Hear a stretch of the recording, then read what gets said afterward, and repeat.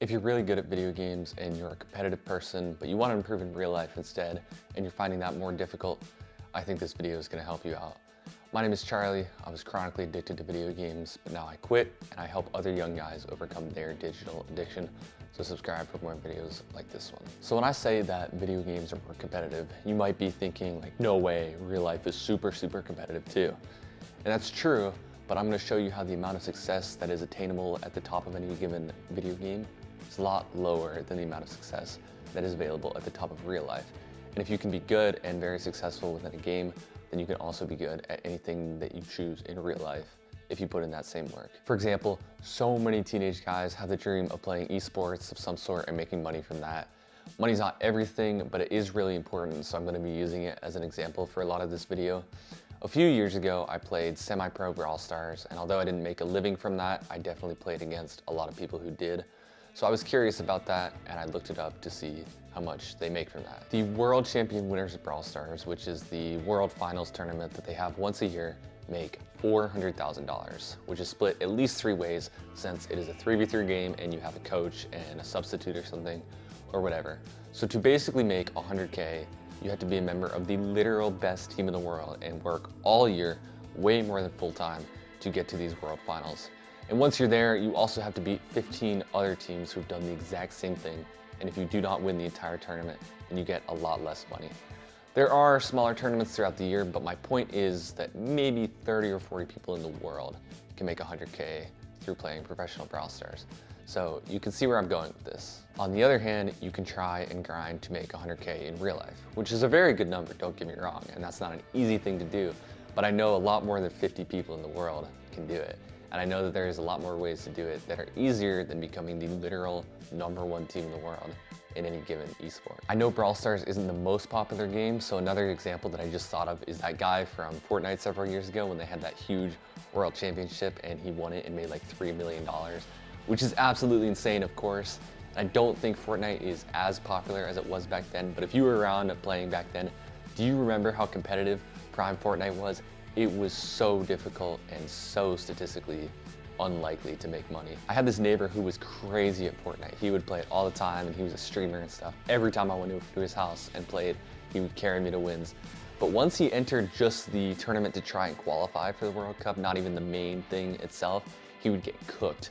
There are so many levels to this stuff, and it's almost like being a professional athlete in that it is statistically super hard to pull off and be financially successful from. I'm not saying that you're a professional gamer or that you need to be a pro athlete, but if you're going to put in the amount of work and the amount of hours needed to be able to make a living from a video game, you could put the same amount into anything else and be immensely successful at it also, and probably make more money from it too. I'm assuming you're not at a professional level, but you are pretty good at whatever game you do, probably at least within the top 10% of the player base.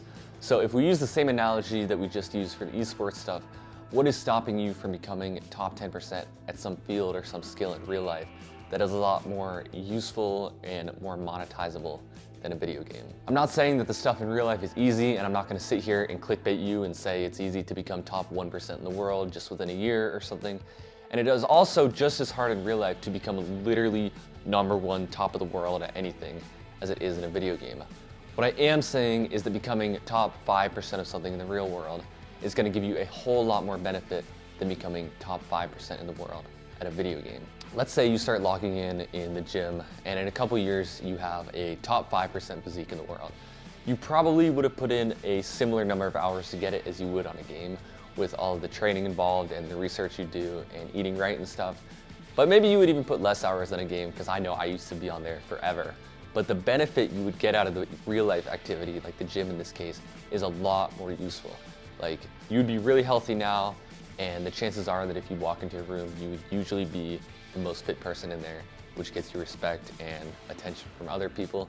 There are a lot more tangible benefits to grinding at something in real life than grinding a video game. You can apply this philosophy to almost any skill or activity in real life, that getting to the top 5% or top 1% or becoming the literal best in the world at it will have way more benefits than getting to the equivalent level, statistically the same percentage in a game, which is the top 1% or whatever. Like I said earlier, the best Brawl Stars team in the entire world literally grinds all year to make 100K at the end and maybe throughout the year they make 200K with earnings from some monthly tournaments and some social media and stuff like that. Additionally, they've been playing for like 7 or 8 years to get to that point in the first place. Whereas if you take something like the best baseball player in the world, they are making millions and millions, probably hundreds of millions. And even the 100th best baseball player in the world is also making millions. Almost any venture in real life is going to have more popularity than a video game, which is not super important in and of itself, but that does result in a lot more potential and earnings and respect and recognition from people, which is the benefits that I'm just talking about. If you spend 2,000 hours, let's say, grinding a video game, you probably could reach the top 1% of players in terms of skill, and you will probably still make absolutely no money. Even in that top 1%, when you enter an actual monetary competitive tournament, you will probably get cooked by the guys who are even higher, that top 0.01%. Whereas if you spend 2,000 hours learning something like video editing and you also reach top 1% at that, you could probably find employment anywhere, which can get pretty lucrative, and you can move to any country in the world, for example, and work remote. I think you can see the point I'm making here. If you're watching this, you have most likely put in a ton of effort into a video game or multiple and become really good. So why not become good at something that is not only less competitive, but literally gives you more benefits in the real world when you get good? It is sick to be in the top 1% of the world at something, which is probably why video games are so addictive once you get good at them. But make it something instead that you can get real benefits from, like health or more money or attention, because you really don't get any of those things from video games unless, like I said, you are literally the best in the world. So find the thing for you that you think would have a lot of benefit in your life if you became really good at it, and swap out the time that you use playing video games with time spent on that thing. If you don't really know what to pick, either do something physically healthy like gym or a sport, or learn some skill that is gonna make you some money like video editing. It is competitive, don't get me wrong, but it also allows you to have a better life while not even requiring you to be proportionally as good at it as you were at the game. So it seems to me to be an absolute no-brainer. Thank you for watching. If this video made a lot of sense to you, but you struggle to actually quit, consider joining my WAP. It's the first link in the description. Bye-bye.